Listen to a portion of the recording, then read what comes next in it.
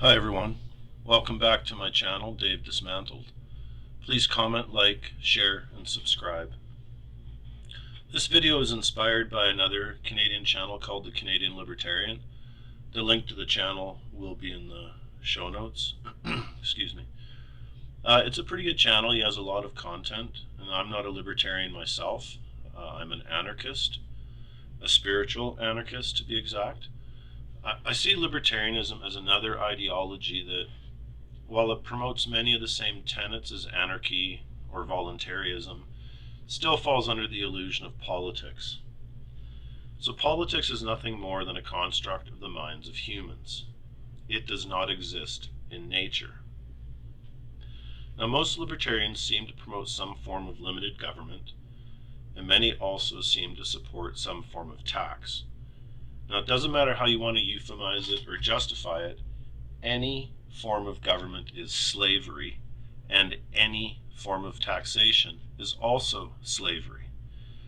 But the topic today is the use of the term, by the Canadian Libertarian in particular, that government is a quote-unquote representation of force, or a quote-unquote representation of force and violence. This is absolutely and completely incorrect. Government is always a representation of violence and never a representation of force. There are very exacting distinctions between force and violence, and whether libertarians accept it or not, that remains the truth, and a truth they're going to have to accept in order to keep moving forward in consciousness. So, natural law, force and violence. They are not the same, libertarians. So here we have some natural law definitions. Now these have been displayed in other presentations by other presenters. I've just tried to do the wording in a way where it's as unambiguous, as sort of precise as possible. So, natural law definition of force. The capacity to do work or cause physical change. Active power applied in the 3D world. Force is also an action which is in harmony with objective morality because it does not violate another sentient being's rights or property.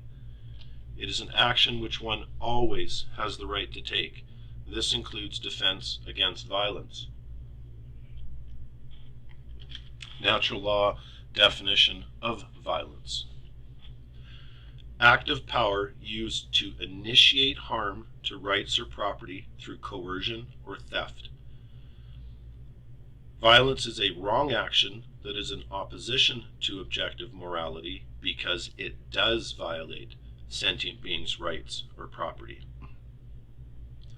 Violence are actions which one never has the right to take because it causes harm to other sentient beings.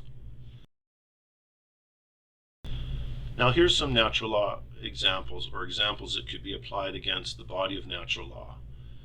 Force. An example would be a boxing match. Two consenting participants engaged in a competition of force with agreed upon rules. No coercion involved. Another example of force, or the use of active power in the world, would be voluntarily selling any rightfully acquired item to a consenting buyer at a mutually agreed upon price. No coercion involved.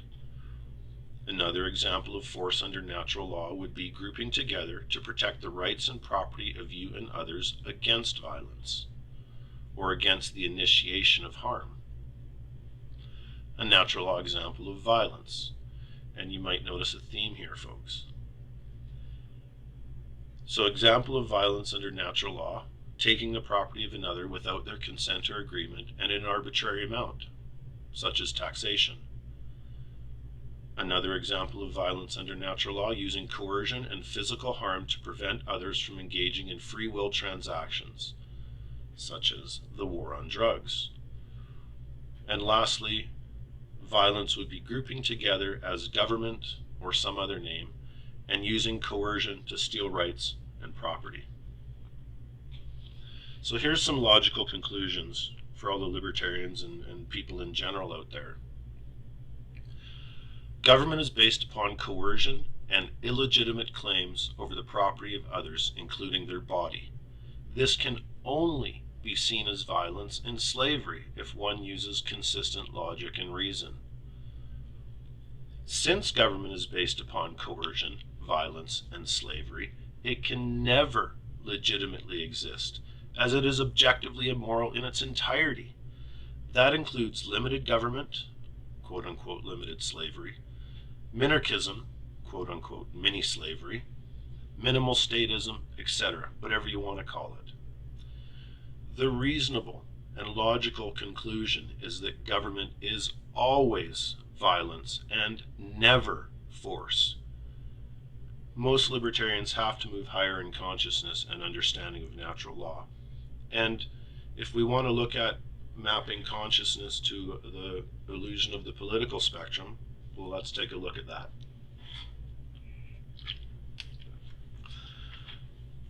So here we have in this picture, on the left, the amount of consciousness. On the bottom is very unconscious, and at the top is enlightened, we'll call it, or that's what the chart calls it.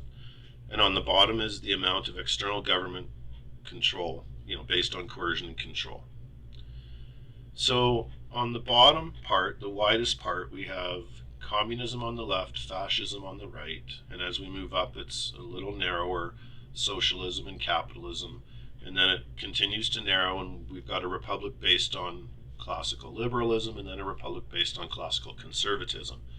And then as it narrows further, we can see there is no real differentiation between left and right. It just becomes libertarianism. Now, folks, you libertarians, you're almost up the mountain to the peak, the pinnacle, which is anarchy, true freedom. And it's a very fine point, a very fine pinnacle on which to perch humanity. So you have just a little bit more to go there, folks. And of course, the bulk of humanity is down there in the lower half of that structure, moving upwards. You become a libertarian when you realize that it's wrong to hurt people and take their stuff. You become an anarchist when you realize that there are no exceptions. That was Parrish Miller. And I think there's another step beyond just anarchist, because you can have no external rulers and you can still have a lot of problems. So there has to be an objective guiding body of truth that helps humanity get to that next step beyond just being an anarchist, and that's what could be referred to as a true spiritual anarchist. Now, true spiritual anarchists understand, accept, and integrate the basic body of knowledge known as natural law. True spiritual anarchists are not atheists because they understand there is an underlying intelligence to the universe and that humans have a spiritual purpose to their 3D existence. So I guess the philosophy I've adopted there is the philosophy of simple deism, which people can go look into on their own. True spiritual anarchists understand the causal factors that have led to the current human condition of slavery. And if you don't understand the current human condition of slavery across the entire globe is slavery, then you're not awake. You're completely asleep. True spiritual anarchists understand the solutions to the current human condition of slavery and work to bring this knowledge to others. So libertarians, I urge you to dig into natural law more, to dig into the other side, the intuitive side of nature, and just look at stuff.